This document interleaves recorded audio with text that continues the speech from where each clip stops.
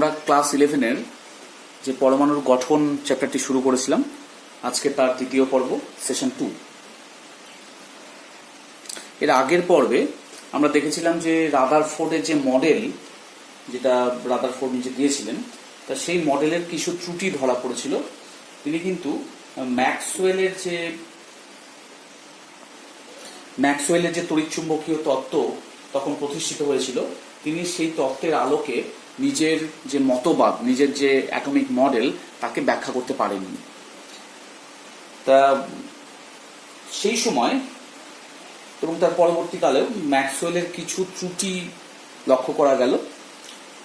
তখন বিজ্ঞানে আর একটা নতুন মতবাদ আসলো, যা প্ল্যাঙ্কের কোয়ান্টাম তত্ত্ব নামে প্রতিষ্ঠিত।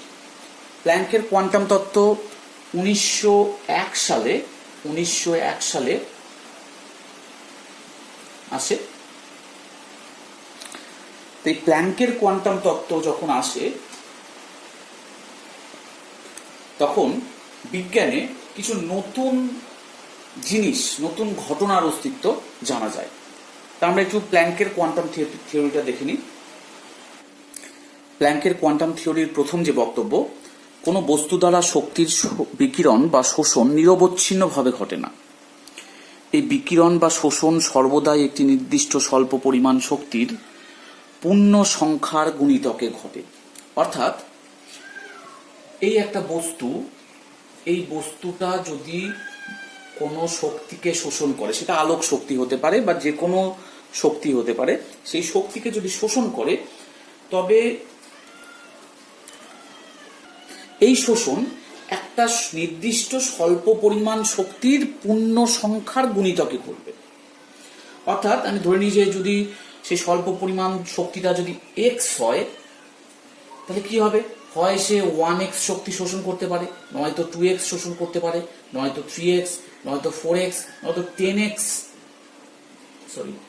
1x, 2x, 3x, 4x, নয়তো 10x ইত্যাদি শোষণ করতে পারে। অর্থাৎ ওই এক্সটা যদি স্বল্প পরিমাণ শক্তি হয়, তার পূর্ণ সংখ্যার গুণিতকেই কিন্তু সে শোষণ করবে বা বিকিরণ করবে। কিন্তু কখনো এরকম হবে না 0.5x শক্তি শোষণ করবে বা 0.7x শক্তি সে বর্জন করবে, এরকম কিন্তু হবে না। 0.5x হবে না, 0.7x হবে না। কারণ বলেই দিয়েছে, এই বিকিরণ বা শোষণ সর্বদা একটি নির্দিষ্ট স্বল্প পরিমাণ শক্তির পূর্ণ সংখ্যার গুণিতকই ঘটবে, এবং নির্দিষ্ট স্বল্প পরিমাণ শক্তিকে আমরা এক্স ধরে নিলে তার পূর্ণ সংখ্যার গুণিতক। এই নির্দিষ্ট স্বল্প পরিমাণ শক্তিকে কোয়ান্টাম বলে। কোয়ান্টাম, প্লুরালে বলে কোয়ান্টা, QUANTA, কোয়ান্টা। প্লুরালে যখন অনেকগুলো যখন শক্তি হবে, তখন আমরা কোয়ান্টা বলবো, আর এটা সিঙ্গুলারে কোয়ান্টাম। আলোর ক্ষেত্রে বলে ফোটন। প্রতি কোয়ান্টাম শক্তি ধ্রুবক নয়। অর্থাৎ এই যে আমরা নির্দিষ্ট স্বল্প পরিমাণ শক্তির কথা বলছি, এই শক্তিটা কিন্তু ধ্রুবক নয়। তা কি করে? এটি বিকিরিত বা শোষিত তরঙ্গের উপর নির্ভর করে।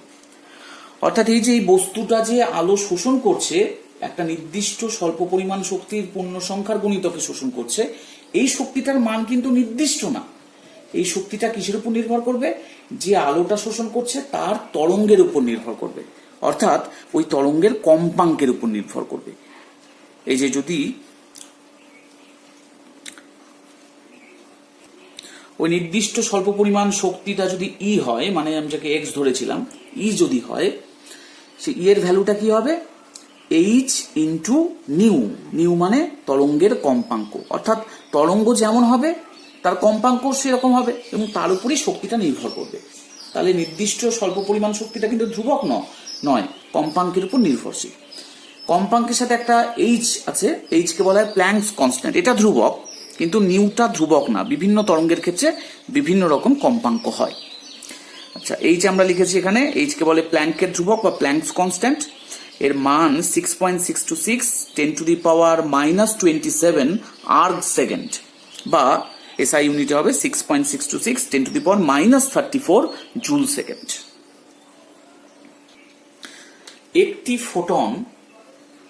একটা ফোটন তার শক্তিকে বলা হয় এক কোয়ান্টাম।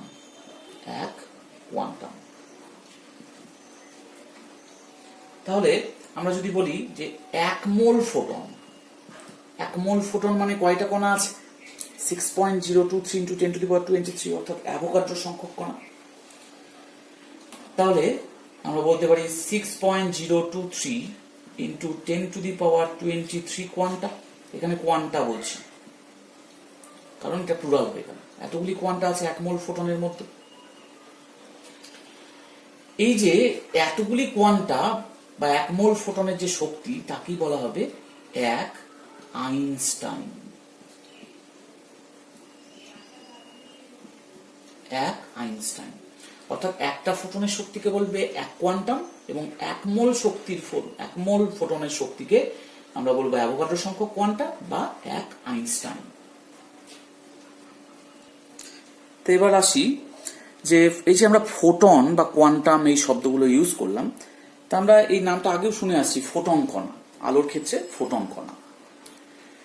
তাই যে ফোটন, এই ফোটনের কি কোনো ভর আছে?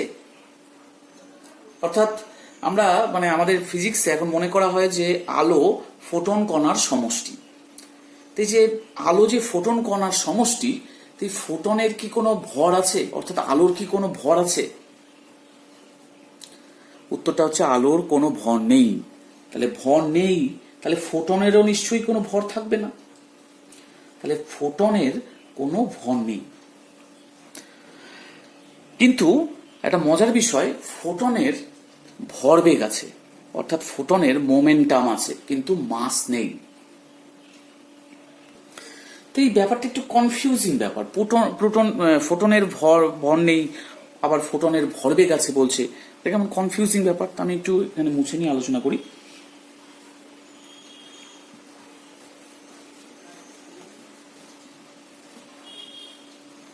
তাহলে ফোটন যেহেতু ভরহীন, আমরা লিখতে পারি m0। আবার ফোটনের ভরবেগ আছে, ভরবেগ মানে কি? m × v। তাই তো এটাকে আমরা ভরবেগটাকে p দিয়ে প্রকাশ করি। তাহলে p = আমরা জানি mv, ভর ইন্টু বেগ। তাহলে মাস যদি না থাকে, অর্থাৎ ভর যদি না থাকে, তাহলে 0 × v, তাহলে তো 0 হয়ে যায়, তাহলে তো ভরবেগ 0 হয়ে যায়। তাহলে কি করে বলা হলো যে ফোটন ভরহীন আবার ফোটনের ভরবেগ আছে? আসলে আমরা যে ভরবেগের সূত্র পড়ে এসেছি, ফর্মুলা পড়ে এসেছি, ভর ইন্টু বেগ, অর্থাৎ p = mv, এই ইকুয়েশনটা ক্লাসিক্যাল ফিজিক্সের, অর্থাৎ সনাতন যে বিদ্যা, সনাতন যে পদার্থবিদ্যা, তার অংশ। কিন্তু আইনস্টাইনের আপেক্ষিকতাবাদ অনুযায়ী energy = √m² c⁴ plus e² c²। তাহলে এখানে যদি m0 হয়, তার মানে এইটা 0, তাহলে এই পার্টটা বাদ চলে যাবে। তাহলে e √p² c² অর্থাৎ pc। অতএব p = e/c। এখানে c হচ্ছে speed of light at vacuum, অর্থাৎ শূন্য মাধ্যমে আলোর গতিবেগ। তাহলে এখান থেকে আমরা এরকম পেতে পারি যে ই মানে, তো আমরা জানি যে ই মানে এইচ নিউ, যেটা আমরা ওই প্ল্যাঙ্কের তত্ত্বে দেখলাম একটু আগে, ই মানে এইচ নিউ। তাহলে আমরা p = h/c পাবো। এবার আমরা আগের দিন পড়েছিলাম যে নিউ = c/λ। তাহলে আমরা এখান থেকে ভ্যালুটা বসিয়ে দিই, c/λ। তাহলে কি হবে? h/λ। তাহলে আমাদের যে ফোটনের যে ভরবেগ, সেটা কিন্তু আমরা এই ইকুয়েশন দিয়ে তখন বের করব। এই ইকুয়েশন দিয়ে বের করা যাবে না। আমরা প্ল্যাঙ্কের ধ্রুবকের মানটা বসাবো এবং যে আলোটা আসছে, অর্থাৎ যে আলোর যেটা আসছে তার তরঙ্গ দৈর্ঘ্য, মানে আলো যেটা শোষিত বা বিকিরিত হচ্ছে তার তরঙ্গ দৈর্ঘ্যটা বসালে সেই ফোটনের আমরা ভরবেগটা পেয়ে যাব। ল্যামডা মানে তরঙ্গ দৈর্ঘ্য। তাহলে আমরা একটা মজার জিনিস দেখলাম যে ফোটন ভরহীন, কিন্তু ফোটনের আবার ভরবেগ আছে। তো এই জিনিসটা আশা করি তোমরা বুঝতে পেরেছো। তো এরকম একটা অঙ্ক আছে, 6000 অ্যাংস্ট্রম তরঙ্গ দৈর্ঘ্য বিশিষ্ট তড়িৎচুম্বকীয় বিকিরণের প্রতিটি কোয়ান্টামের শক্তির পরিমাণ গণনা করো। তাহলে আমরা প্ল্যাঙ্কের সূত্র অনুযায়ী দেখলাম E = h নিউ, তার মানে hc বাই ল্যামডা। তাহলে h এর মানটা কত 6.6, আচ্ছা আমি নিচে লিখি এখানটায় 6.626 into 10 to the power minus 27 erg second.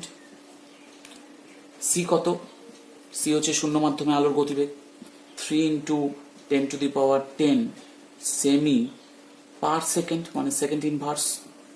Lambda কত, ল্যামডা 6000 অ্যাংস্ট্রম, 1 অ্যাংস্ট্রম মানে 10 to the power minus 8 centimetre. তাহলে 6000 into 10 to the power minus 8 centimetre.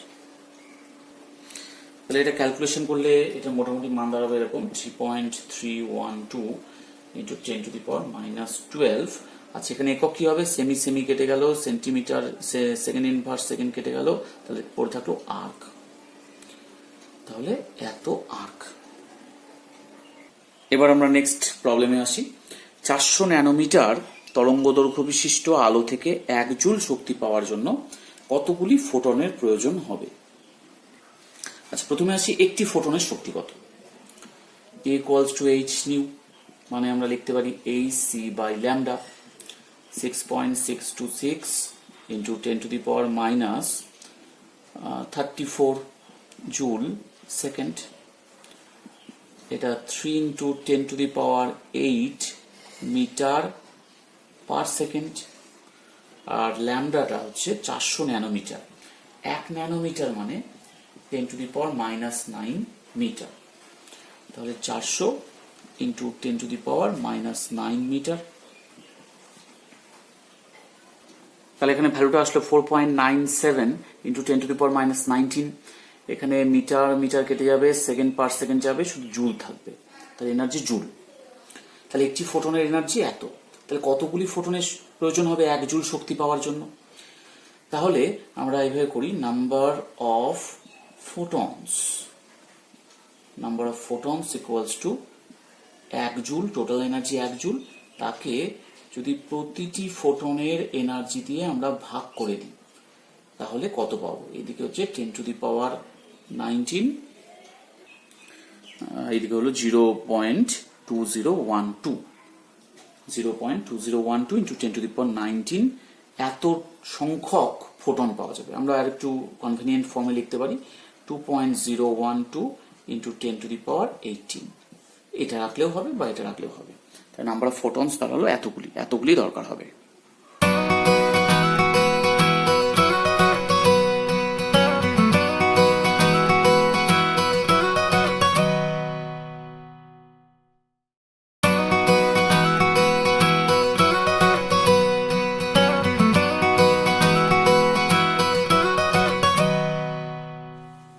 প্ল্যাঙ্কের এই কোয়ান্টাম তত্ত্বের উপর ভিত্তি করে 1913 সালে বিজ্ঞানী নিলস বোর উনি রাদারফোর্ডের ত্রুটি সংশোধন করে হাইড্রোজেন পরমাণুর নতুন গঠনচিত্র রচনা করেন, যেটা বোরের পরমাণু মডেল নামে পরিচিত। বোরের পরমাণু মডেল 1913। বোরের পরমাণু মডেল 3টি স্বীকার্যের উপর প্রতিষ্ঠিত, based on planks quantum theory.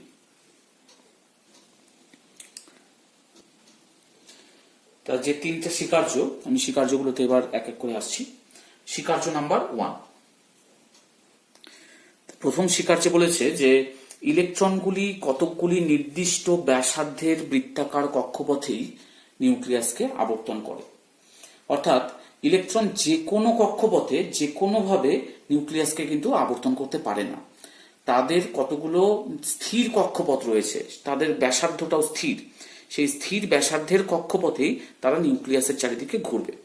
এবং কক্ষপথগুলির ব্যাসার্ধ এরকম হবে যে r equals to NH by 2πmv। অর্থাৎ এক্ষেত্রে ইলেকট্রনের কৌণিক ভরবেগ mvr equals to NH by 2π হবে। ভরবেগ মানে m ইন্টু v, আর কৌণিক ভরবেগ মানে m into v into r। এক্ষেত্রে m ইলেকট্রনের ভর, v ইলেকট্রনের বেগ, r কক্ষপথের ব্যাসার্ধ এবং h প্ল্যাঙ্কস কনস্ট্যান্ট, প্ল্যাঙ্কের ধ্রুবক।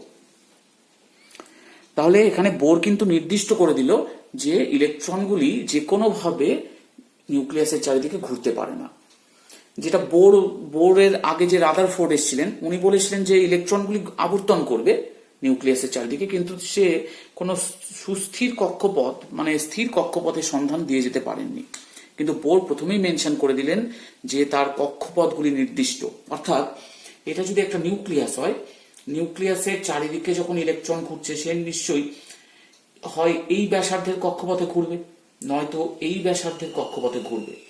অর্থাৎ ইলেকট্রন কিন্তু এই দুটো কক্ষপথের মাঝে যে স্থান, সেই স্থানে আসতে পারবে না। হয় এই ব্যাসার্ধের কক্ষপথে ঘুরবে, নয়তো এই ব্যাসার্ধের কক্ষপথে ঘুরবে। এবং এই ব্যাসার্ধগুলো স্থির, এই ব্যাসার্ধগুলো সুনির্দিষ্ট করা আছে এবং যার মান আমরা এই ইকুয়েশন থেকে পেয়ে যাব। এখানে একটা নতুন আসছে, এন আসছে। তা এন কি বোঝাচ্ছে? এন বোঝাচ্ছে কক্ষপথের সংখ্যা। কক্ষপথের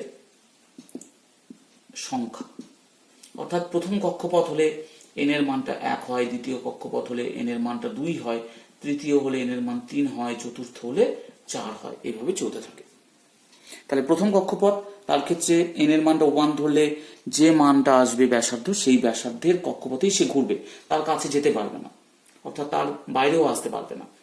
তাহলে রাদারফোর্ডের যে ব্যাপারটা আসছিল, যে ত্রুটিটা আসছিল, যে ইলেকট্রন ঘুরতে ঘুরতে একসময় নিউক্লিয়াসের উপর গিয়ে পড়বে, তো সেটা কিন্তু এখানে খাটছে না, কারণ বোর প্রথমেই বলে দিল যে ব্যাসার্ধটা স্থির এবং ইলেকট্রন থাকলে পরে এই ব্যাসার্ধেই থাকবে বা এই ব্যাসার্ধে থাকবে, তার মাঝামাঝি কোনো স্থানে সে যেতে পারবে না, অর্থাৎ তার নিউক্লিয়াসে গিয়ে পড়ার কোনো সম্ভাবনা নেই।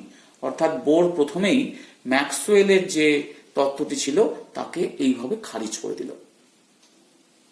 অর্থাৎ এক্ষেত্রে কিন্তু একটা কোয়ান্টামের ব্যাপার আসলো, একটা কোয়ান্টাইজেশনের কথা আসলো। কিরকম ব্যাপারটা?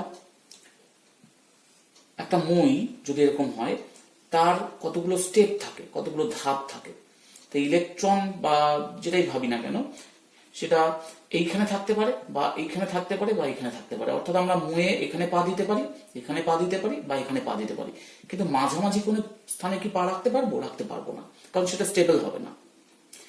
ইলেকট্রনের ক্ষেত্রেও তাই, সে কিন্তু স্টেবল হবে না, সে এইখানে থাকবে বা এইখানে থাকবে, কিন্তু মাঝামাঝি কোনো জায়গায় যদি সে স্টেপ রাখে, অর্থাৎ সে যদি থাকতে চায়, সে কিন্তু স্টেবল হবে না। অর্থাৎ বোর কিন্তু এইভাবে নিজের কক্ষপথগুলিকে কোয়ান্টাইজড করে দিল, অর্থাৎ ছাড়া ছাড়া, বিক্ষিপ্ত। অর্থাৎ এখানে হতে পারে, এখানে হতে পারে বা এখানে হতে পারে, কিন্তু মাঝামাঝি কোনো স্থানে ইলেকট্রন আসতে পারবে না। তাই তার নিউক্লিয়াসে ধীরে ধীরে গিয়ে পড়ারও কোনো চান্স নেই। এবং যেহেতু সে ধীরে ধীরে গিয়ে নিউক্লিয়াসের উপর পড়বে না, তাই সে নিরবচ্ছিন্নভাবে বর্ণালীও ত্যাগ করতে পারবে না। অর্থাৎ তার ক্ষেত্রে নিরবচ্ছিন্ন বর্ণালী পাওয়ার কোনো চান্স থাকলো না। তিনি কিন্তু রাদারফোর্ডের ত্রুটিটাকে এইভাবে দূর করে দিলেন। দ্বিতীয় স্বীকার্য, এই কক্ষপথগুলিতে থাকাকালীন ইলেকট্রন শক্তির শোষণ বা বর্জন কিছুই করে না। অর্থাৎ ইলেকট্রনগুলো একটা নির্দিষ্ট বৃত্তাকার কক্ষপথে ঘুরছে, সে স্থির না থাকলেও তার শক্তি কিন্তু স্থির আছে, কারণ সে শক্তি শোষণও করছে না, বর্জনও করছে না। এই কক্ষপথগুলিকে বলা হয় সুস্থির কক্ষপথ বা স্টেশনারি অরবিট। অর্থাৎ এই যে নিউক্লিয়াসের চারিদিকে যে সুনির্দিষ্ট বৃত্তাকার কক্ষপথ রয়েছে, এই কক্ষপথগুলিকে আমরা তখন কি বলবো? সুস্থির কক্ষপথ বা স্টেশনারি অরবিট। প্রথমটার ক্ষেত্রে এন এর মান 1, অর্থাৎ এটা কে কক্ষপথ। দ্বিতীয়টার ক্ষেত্রে এন এর মান 2, অর্থাৎ এটা এল কক্ষপথ। তৃতীয়টার ক্ষেত্রে এন এর মান 3, তখন আমরা বলবো এম কক্ষপথ। এইভাবে আমরা পাবো কে, এল, এম, এন, ও, পি, কিউ, এরকম বিভিন্ন কক্ষপথ পাবো। এর মধ্যে প্রথম যে কক্ষপথ, তার শক্তি সবচেয়ে কম। যত বাইরের দিকে যাবে, মানে ব্যাসার্ধ যত বাড়তে থাকবে, তত তার শক্তিও বৃদ্ধি পেতে থাকবে। এই প্রসঙ্গে বলে রাখি যে কক্ষপথের সংখ্যা কিন্তু অনেক হতে পারে। আমরা কিউ পর্যন্ত এগেছি, কারণ আমাদের 7-এর বেশি কক্ষপথ এখন প্রয়োজন নেই। আমাদের যতগুলো পরমাণু আছে, যতগুলো এলিমেন্ট আছে, তার জন্য আমাদের 7-এর বেশি কক্ষপথের প্রয়োজনীয়তা নেই, কিন্তু কক্ষপথ গাণিতিক হিসাবে অনেক হতে পারে। অর্থাৎ এই দ্বিতীয় স্বীকার্য দিয়ে উনি রাদারফোর্ডের ত্রুটিটাকে দূর করে ফেললেন। রাদারফোর্ডের ক্ষেত্রে যখন ইলেকট্রন ঘুরছিল, তখন সে ধীরে ধীরে শক্তি বর্জন করে নিউক্লিয়াসের সাথে মিশে যাচ্ছিল, কিন্তু উনি বললেন যে ইলেকট্রন যখন আবর্তন করবে, তখন সে শক্তির শোষণ বা বর্জন কিছুই করবে না। অর্থাৎ সেই যে নিরবচ্ছিন্ন বর্ণালী পাওয়ার ব্যাপার বা পরমাণু ধ্বংস হয়ে যাওয়ার ব্যাপার, যে রাদারফোর্ডের যে দুটি ত্রুটি ছিল, সেই দুটো ত্রুটিকেই উনি দূর করে দিলেন। এবার আসি স্বীকার্য নাম্বার 3, তৃতীয় স্বীকার্য। নিউক্লিয়াসের চারদিকে যদি এরকম সুনির্দিষ্ট বৃত্তাকার কক্ষপথ থাকে, তবে ইলেকট্রন যখন নিম্ন কোনো শক্তির কক্ষপথ, অর্থাৎ এখানকার শক্তি তো সবচেয়ে কম, প্রথমটা শক্তি এই কক্ষপথ, তার থেকে যদি উচ্চতর কোনো কক্ষপথে যায়, তবে সে শক্তি শোষণ করবে, শোষণ করেই সে যাবে ওই উচ্চ কক্ষপথে। যতক্ষণ না যাচ্ছে ততক্ষণ তার শক্তি শোষণ হবে না। আবার যদি উচ্চ কোনো কক্ষপথ থেকে নিম্ন কোনো কক্ষপথে আসে, তবে সে শক্তির বর্জন করবে। এবং এই গ্রহণ বা বর্জন একটা নির্দিষ্ট সূত্র মেনে চলবে। সূত্রটা এরকম যে এই শক্তিটা যদি আমরা ধরি E1 আর এই শক্তিটাকে যদি আমি ধরি E2, তাহলে আমরা বলতে পারি E2 minus E1 equals to H nu, বা delta E equals to H nu. অর্থাৎ শোষিত বা বর্জিত আলোর যে কম্পাঙ্ক হবে, তার সাথে সেই শক্তির পার্থক্য একটা সমানুপাতিক ব্যাপার থাকবে, এবং সেই কম্পাঙ্ককে প্ল্যাঙ্কের ধ্রুবক দিয়ে গুণ করলেই আমরা কতটা শক্তি বর্জন হচ্ছে বা কতটা শক্তি শোষণ হচ্ছে সেটা পেয়ে যাব। সিমিলারলি বর্জনের ক্ষেত্রে আমরা বলতে পারি, এটাকে যদি E2 বলি, E2 মাইনাস E1, তাহলে একইভাবে পেয়ে যাব কতটা গ্রহণ বা কতটা বর্জন সে করে, সে নিম্ন থেকে উচ্চ শক্তি স্তরে যাচ্ছে বা উচ্চ শক্তি স্তর থেকে নিম্ন শক্তি স্তরে যাচ্ছে। অর্থাৎ ইলেকট্রন কিন্তু যাওয়ার সময় এই নির্দিষ্ট কক্ষপথ থেকে এই নির্দিষ্ট কক্ষপথে যাবে, এর মাঝামাঝি জায়গায় আসতে পারবে না। তাহলে আমি যেটা বলছিলাম যে মোয়ের ব্যাপারটা, এইখানে ধাপ রাখতে পারবে বা এইখানে ধাপ রাখতে পারবে, সে নির্দিষ্ট কিছু ধাপ আছে, সেই ধাপগুলোরই রাখতে পারবে। এখান থেকে এখানে গেলে সে শক্তি শোষণ করবে, এখান থেকে এখানে গেলে শক্তি শোষণ করবে, বা নিচে নেমে আসলে শক্তির বর্জন হবে। কিন্তু মাঝামাঝি কোনো স্টেটে যেমন পা রাখা যায় না, তেমন ইলেকট্রনও মাঝামাঝি কোনো স্টেটে স্টেবল হবে না। তাহলে শক্তি ব্যাপারটাও একটা ছাড়া ছাড়া ব্যাপার হলো, একটা কোয়ান্টাইজেশন রূপ আসলো।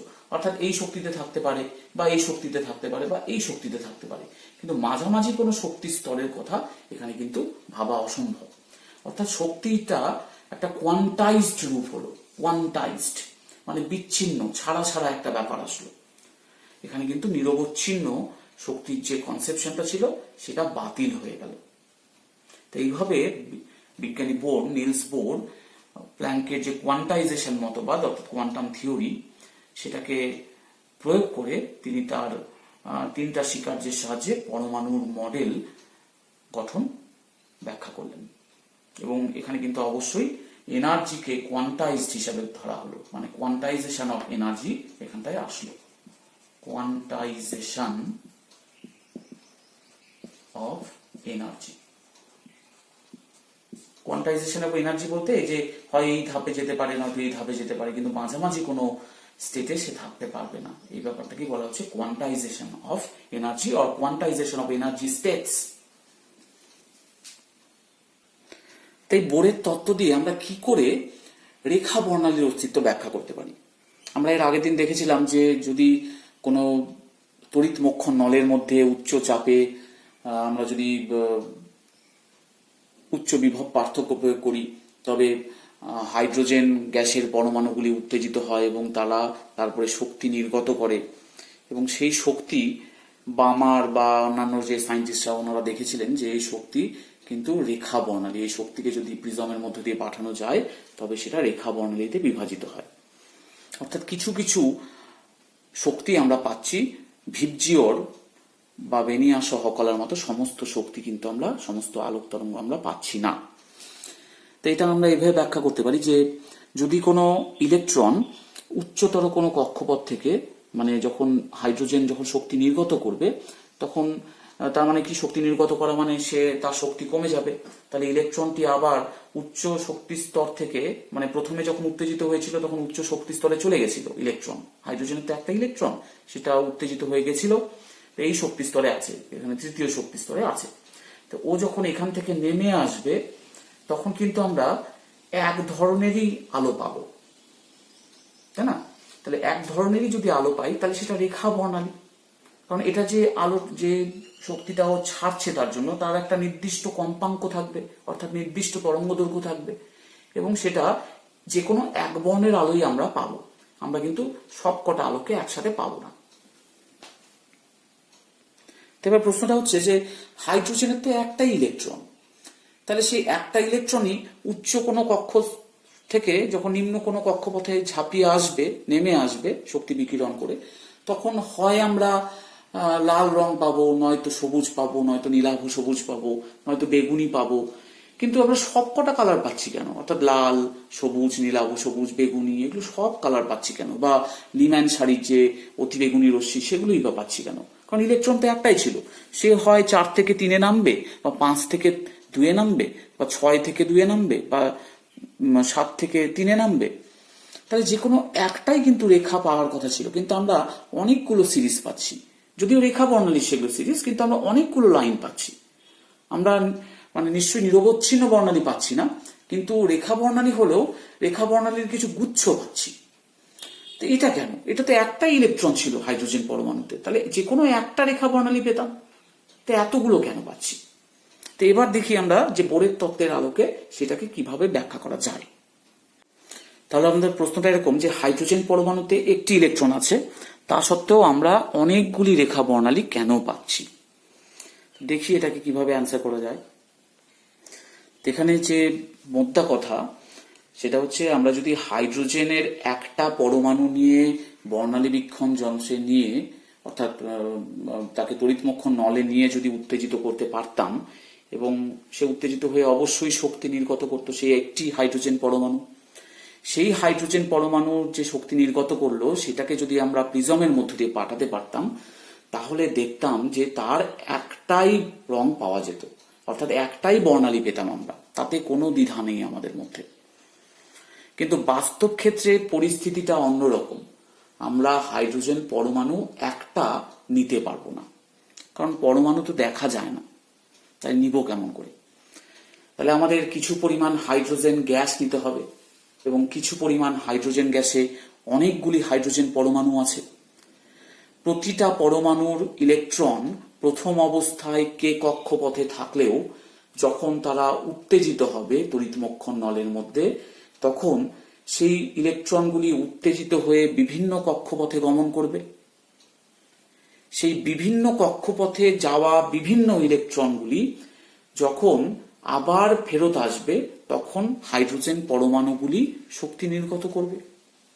অর্থাৎ কোনো পরমাণুতে ইলেকট্রন 7 নাম্বার কক্ষপথ থেকে যদি 1 নাম্বার কক্ষপথে আসে, বা 6 নাম্বার কোনো পরমাণুতে যদি 6 নাম্বার থেকে 1 নাম্বারে আসে, বা কারো ক্ষেত্রে যদি 5 থেকে 1-এ আসে, বা এইভাবে চলতে থাকে 1-এ আসছে, তাহলে আমরা পাবো লিম্যান সারির বর্ণালী। লিম্যান সারির বর্ণালী। আবার কিছু পরমাণুতে 7 থেকে হয়তো 2-এ আসছে, বা 6 থেকে 2-এ আসছে, বা 5 থেকে 2-এ আসছে, তাহলে আমরা তাদের ক্ষেত্রে পাবো বামার সারির বর্ণালী। যার ক্ষেত্রে 7 থেকে 3-এ আসবে, আবার কারো ক্ষেত্রে 6 থেকে 3-এ আসবে, বা 5 থেকে 3-এ আসবে, বা 4 থেকে 3-এ আসবে, তার ক্ষেত্রে আমরা কি পাবো? তার ক্ষেত্রে আমরা পাবো প্যাশেন সারির বর্ণালী। আবার যার ক্ষেত্রে হয়তো 7 থেকে 4-এ আসছে, আবার কারো ক্ষেত্রে 6 থেকে 4-এ আসছে, আবার কারো ক্ষেত্রে 5 থেকে 4-এ আসছে, তার ক্ষেত্রে পাবো আমরা ব্র্যাকেট সারির বর্ণালী। যার ক্ষেত্রে যে সমস্ত পরমাণুর ক্ষেত্রে 7 থেকে 5-এ আসবে, বা 7 থেকে 6 থেকে 5-এ আসবে, তার ক্ষেত্রে পাবো ফুন্ড সারির বর্ণালী। আবার যার ক্ষেত্রে 7 থেকে 6-এ আসবে, তার ক্ষেত্রে আমরা পাবো হামফ্রিস সারির বর্ণালী। তাহলে যেহেতু একটা পরমাণু নেওয়া সম্ভব না, তাই আমরা একটা পরমাণু বোরের তত্ত্ব অনুযায়ী পাওয়ার কথা হলেও আমরা পাচ্ছি না। আমরা যেহেতু কিছু পরিমাণ হাইড্রোজেন পরমাণু নিয়ে কাজ করছি, এবং প্রত্যেকের ক্ষেত্রেই অনেক একটি করে ইলেকট্রন আছে, তারা বিভিন্ন শক্তি স্তরে গমন করতে পারে যখন শক্তি বিকিরণ করবে পরমাণুগুলি, তাহলে আমরা বিভিন্ন সারির বর্ণালী তাদের ক্ষেত্রে পাবো। কিন্তু যদি সম্ভব হতো এটা করা, যে একটি পরমাণু নিয়ে আমরা কাজ করতে পারতাম, তাহলে আমরা একটি রেখা বর্ণালী পেতাম। কিন্তু বাস্তবে অসংখ্য রেখা বর্ণালী পাওয়া যাচ্ছে। অর্থাৎ এই ক্ষেত্রে বোরের তত্ত্ব কিন্তু এক্সপ্লেন করা যাচ্ছে বোরের তত্ত্ব দিয়ে, বোরের তত্ত্বের এটা ব্যতিক্রম হচ্ছে না, এটা বোরের তত্ত্ব দিয়ে আমরা এক্সপ্লেন করতে পারছি। কিন্তু লিমিটেশনটা আমাদের মধ্যে যে আমরা একটা পরমাণু নিয়ে কাজ করতে পারিনি, তাই একটা বর্ণালী পাইনি। তাহলে বোর তত্ত্ব এই ক্ষেত্রে হাইড্রোজেনের যে রেখা বর্ণালীগুলি ছিল, বিভিন্ন সিরিজ যে ছিল, বিভিন্ন সারির যে বর্ণালী ছিল আগের দিন আমরা পড়েছিলাম, সেগুলোকে সাকসেসফুলি এক্সপ্লেন করতে পারলো।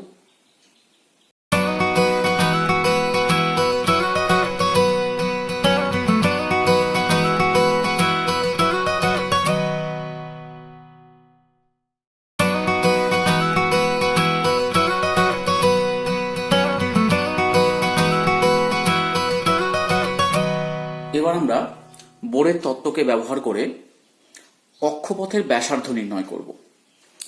কাদের ক্ষেত্রে? হাইড্রোজেন বা হাইড্রোজেন লাইক আয়নসের ক্ষেত্রে, অর্থাৎ যাদের একমাত্র একটি ইলেকট্রন থাকে কক্ষপথে। যেমন হাইড্রোজেনের ক্ষেত্রে একটা ইলেকট্রন আছে, He+, He+এর ক্ষেত্রেও একটা ইলেকট্রন আছে, তার মানে এটা hydrogen like ions.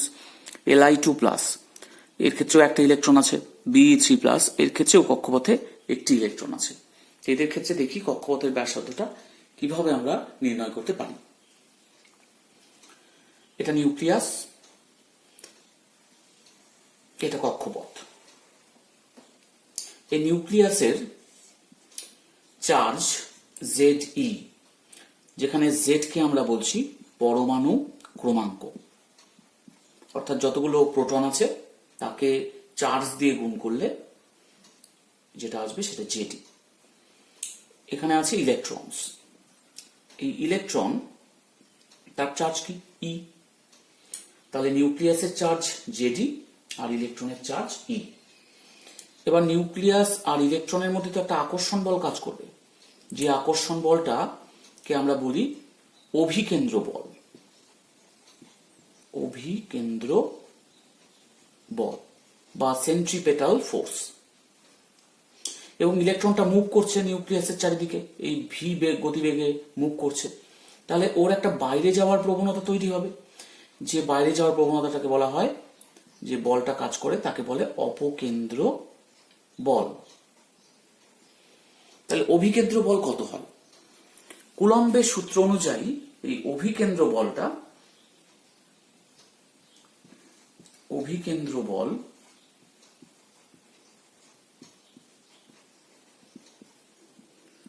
ZE into E by r²।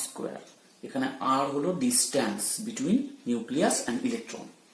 তাহলে কুলম্বের সূত্রটা তো ছিল Q1 into Q2 by r², দূরত্বের বর্গের ব্যস্তানুপাতিক। তাহলে নিউক্লিয়াসের চার্জ Zd, ইলেকট্রনের charge E divided by r², এটা অভিকেন্দ্র বল। তবে এটা কিন্তু সিজিএস সিস্টেমের ক্ষেত্রে, সিজিএস পদ্ধতিতে। আচ্ছা, এবার অপকেন্দ্র বল কত হবে? অপকেন্দ্র বল হয়, অপকেন্দ্র বল অর্থাৎ সেন্ট্রিফিউগাল ফোর্স, এইটা হবে mv² বাই r। এখানে m কি? m হলো ইলেকট্রনের ভর আর v হলো ইলেকট্রনের বেগ। তাহলে অভিকেন্দ্র বল আর অপকেন্দ্র বল দুটো তো সমান, তাই ইলেকট্রন নিউক্লিয়াসের চারিদিকে অনবরত আবর্তনশীল। তাহলে আমরা লিখতে পারি Zd² by r² equals to mv² by r, বা আমরা v² ইকুয়ালস টু লিখতে পারি Zd² বাই mr। বোরের প্রথম স্বীকার্য অনুযায়ী আমরা জানি যে ইলেকট্রনের ভরবেগ mvr ইকুয়ালস টু nh/2π। তাহলে v² ইকুয়ালস টু আমরা লিখতে পারি n²h² বাই 4π² mr। তাহলে এখানেও v² এসছে, এখানেও v² এসছে, যদি দুই দিকে তুলনা করি তাহলে এরকম দাঁড়াবে n²h² by 4π² mr equals to Zd² by mr। তাহলে দুই দিক থেকে mr বাদ গেল, সরি এখানটায় এম স্কোয়ার আর স্কোয়ার হবে, এম স্কোয়ার আর স্কোয়ার। তাহলে এখানটায় ছিল এম আর এখানটায় ছিল এম স্কোয়ার আর স্কোয়ার। তাই দুদিক থেকে এম একটা করে আর একটা করে এম বাদ চলে গেল। তাহলে যেটা পড়ে থাকলো সেটা হচ্ছে M square H square by 4 pi square M R equals to Z E square, বা আমরা লিখতে পারি R equals to N square H square by 4 pi square M Z E square. তো এই যে আর এর যে এক্সপ্রেশন আসলো এটাই ব্যাসার্ধ নির্ণয় করা রাশিমালা। যদি জেড এর মানটা এখানটায় 1 হয়, অর্থাৎ যদি এটা হাইড্রোজেন পরমাণুর ক্ষেত্রে হয়, তাহলে হাইড্রোজেনের ক্ষেত্রে তো জেড এর মানটা 1, পরমাণু ক্রমাঙ্ক 1, তাহলে আমরা জেড এর মান 1 বসিয়ে দিয়ে সেক্ষেত্রে আমরা হাইড্রোজেনের প্রথম কক্ষপথ মানে হাইড্রোজেনের কক্ষপথের যে রাশিমালা সেটা আমরা এরকম পেতে পারি M square H square by 4 pi square M E square.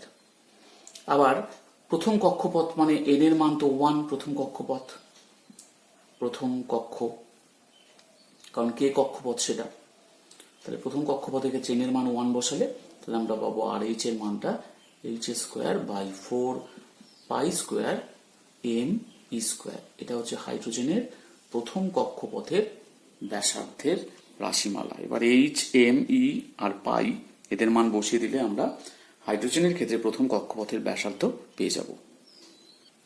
তাই যেটা আমরা রাশিমালাটা নির্ণয় করলাম সেটা কিন্তু সিজিএস পদ্ধতিতে। এসআই সিস্টেমের ক্ষেত্রে কুলম্বের সূত্রটা এরকম যে 1/4 epsilon 0 into Z E into E by R square. অর্থাৎ এটা কি, এটা হচ্ছে আমাদের এসআই সিস্টেমের ক্ষেত্রে এটা হলো আমাদের সেন্ট্রিপেটাল ফোর্স মানে অভিকেন্দ্র বল, অভিকেন্দ্র বল। এবং অপকেন্দ্র বলটা আগের মতোই, অপকেন্দ্র বলটা একই হবে এম ভি স্কোয়ার বাই আর। তাহলে আমরা এরকম করে পেতে পারি যে অভিকেন্দ্র আর অপকেন্দ্র বলের ক্ষেত্রে সমান, তাহলে M V square by R equals to Z E square by 4 pi epsilon 0 R square. তাহলে R equals to V square equals to আমরা পাবো Z E square by 4 pi epsilon 0 M R. এখানে এপসাইলন 0 যেটা আসলো সেটা কি, epsilon 0 হচ্ছে এটাকে বলা হয় অ্যাবসোলিউট পারমিটিভিটি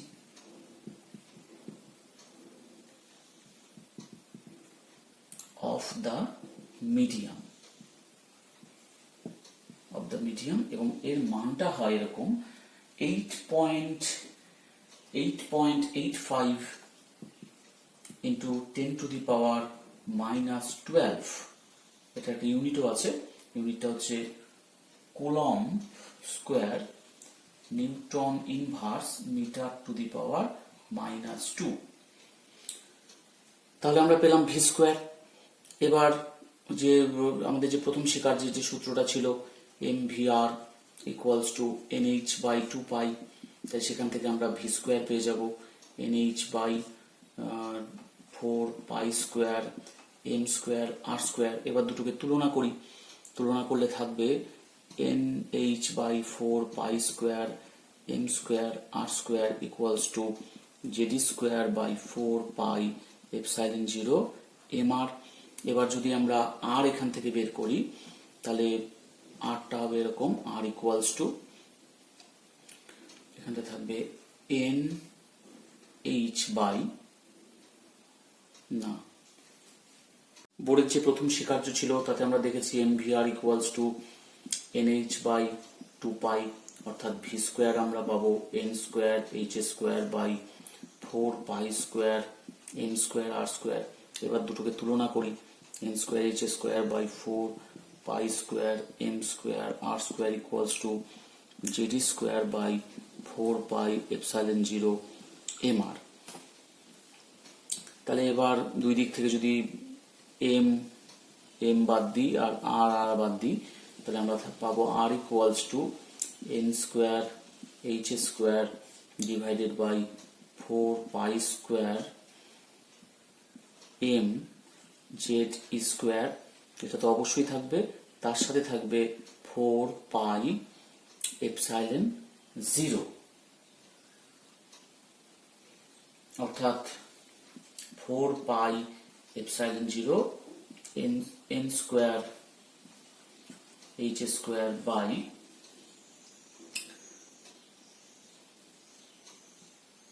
আচ্ছা এখান থেকে পাইটা বাদ চলে যেতে পারে, এখানে 4 বাদ যাবে, একটা পাই বাদ চলে যাবে, তাহলে এখান থেকে এখানে থাকবে ε0 n square h square by m Z square. Sorry একটা পাই তো আগে থেকে ছিল, একটা পাই এখানে ছিল, তাহলে এইটা হবে আমাদের এসআই পদ্ধতিতে রাশিমালা। এটা হচ্ছে এসআই সিস্টেমের, সিজিএস সিস্টেমটা আমরা আগে দেখলাম, এটা এসআই সিস্টেমের রাশিমালা। তাহলে আমরা ব্যাসার্ধের দু ধরনের রাশিমালা পেলাম, একটা সিজিএস পদ্ধতিতে আর একটা এসআই পদ্ধতিতে। এবার আমরা দেখব হাইড্রোজেন বা সেই রকমের আয়নের ক্ষেত্রে, হাইড্রোজেন লাইক আয়নসের ক্ষেত্রে প্রথম কক্ষ এনতম কক্ষপথের মধ্যে সম্পর্কটা কি। তাহলে আমরা দেখলাম যে R equals to n square h square by 4π square m Z square CGS সিস্টেমে। তাহলে যদি প্রথম কক্ষপথ হয় অর্থাৎ আর এর মানটা মানে n এর মানটা যদি 1 হয়, তাহলে কি পাবো? শুধু h স্কোয়ার থাকবে, 4π স্কোয়ার m জেড স্কোয়ার, অর্থাৎ এখানে n এর মানটা 1। আবার যদি n তম কক্ষপথ হয় তাহলে আর আমি লিখি nth, আর nth এর ক্ষেত্রে n square h square by 4π square m Z square. অতএব আর nth বাই আর 1 মানে প্রথম কক্ষপথ, এটা যদি ভাগ করে দিই তাহলে আমাদের থাকবে n স্কোয়ার, অর্থাৎ R nth equals to n square into R 1। তো এটাই হচ্ছে nতম কক্ষপথের সাথে প্রথম কক্ষপথের সম্পর্ক। এবার আমরা প্রবলেমে আসি। তো এখানে বলেছে যে calculate the size of helium plus ion from Bohr's theory, অর্থাৎ বোরের তত্ত্ব অনুযায়ী হিলিয়াম প্লাস আয়নের আকার নির্ণয় করো। তো আমরা ইকুয়েশন পুট করি। যদি আমরা এসআই সিস্টেমটা নিই, তোমরা সিজিএস সিস্টেমও করতে পারো, তো আমি এসআই সিস্টেমটা নিয়ে করি, দেখি কি হয়। n square h square by pi m Z square. এপসাইলনটা আমি আগে বললাম যে এটা হচ্ছে absolute permittivity of the medium, এবং এটার মান হয় 8.85 into 10⁻⁻12 coulomb square newton inverse metre to the power -2। তাহলে ভ্যালুটা বসিয়ে দিই, 8.85 into 10⁻⁻12 coulomb square newton inverse metre to the power -2। আচ্ছা এখানে n এর মান কত হবে? হিলিয়ামের দুটো ইলেকট্রন ছিল, প্রথম কক্ষপথেই দুটো ইলেকট্রন থাকে, সেখান থেকে একটা ইলেকট্রন চলে গেছে, চলে যাওয়ার জন্য হিলিয়াম প্লাস হয়ে গেছে। তাহলে প্রথম কক্ষপথে আছে আর একটা ইলেকট্রন, তাহলে এখানে n এর মানটা 1, তাহলে 1 স্কোয়ার হলো। h এর মানটা 6.626 ইন্টু 10⁻⁻34 জুল সেকেন্ড তার স্কোয়ার, ডিভাইডেড বাই 3.14, m এর মানটা 9.108 10⁻⁻31 কেজি। z, হিলিয়ামের ক্ষেত্রে z এর মানটা 2 পরমাণু ক্রমাঙ্ক, আর e স্কোয়ার 1.602 ইন্টু 10⁻⁻19 কুলম্ব তার স্কোয়ার। তাহলে ব্যাসার্ধ দাঁড়ালো 2.648 10⁻⁻11 মিটার। সেকেন্ড কোশ্চেনে আসি।